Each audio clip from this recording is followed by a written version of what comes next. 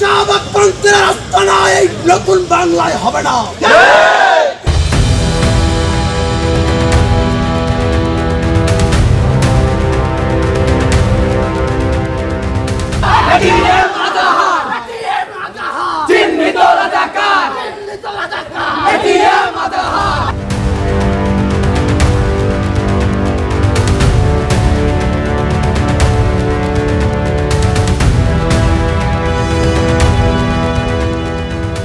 রাজশাহী বিশ্ববিদ্যালয়ের দুই সংগঠনের শিক্ষার্থীদের মধ্যে দফায় দফায় সংঘর্ষ হয়েছে।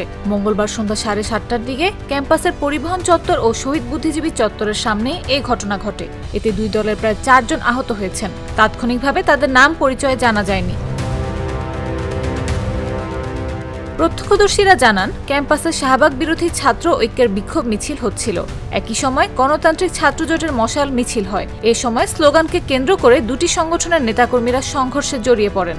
শাহবাগ বিরোধী ঐক্যের আহ্বায়ক রাকিবুল ইসলাম বলেন, 2013 সালে রাষ্ট্রের সিদ্ধান্তের বাইরে গিয়ে শাহবাগে একটা মবতন্ত্র কায়েম করেছিল। তারা যে ফ্যাসিবাদ কায়েম করেছিল সেটা 2024-এ এসে ছাত্র জনতার রক্তের বিনিময়ে শেষ হয়েছে। আপনারা জানেন, জুলাই গণঅভ্যুত্থানের পরে একটা গোষ্ঠী ধামাচাপা দিয়ে পড়েছিল। হঠাৎ করে তারা মনে করছে 2025 এসেছে 2013-র মতো হাসিনার ফ্যাসিবাদকে জাগ্রত করে শাহবাগে সমবেত হয়ে তারা বাংলাদেশের নয়া ফ্যাসিবাদ কায়েম করতে চায়। আমরা বলতে চাই 13 আর 25 এক নয়।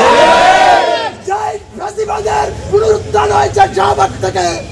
সেই শাহবাগ বলতে চাই, তোমাদের নেত্রী, তোমাদের জননী ভারতে পালিয়ে গেছে। হাসিনা গেছে সেই পথে, শাহবাগ যাবে সেই পথে। এ বিষয়ে জানতে চাইলে ছাত্র ইউনিয়নের সভাপতি রাকিবুল ইসলাম বলেন, জামাত নেতা এটিএম আজহারের অবৈধ মুক্তির ঘোষণা বাতিলের দাবিতে আমরা শান্তিপূর্ণ বিক্ষোভ মিছিল করেছিলাম।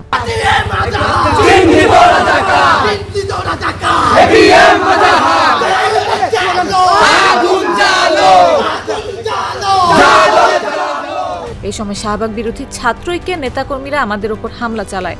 সেখানে শিবিরের বিভিন্ন হলের নেতাকর্মী এবং শাখা শিবিরের নেতাকর্মীরাও উপস্থিত ছিলেন।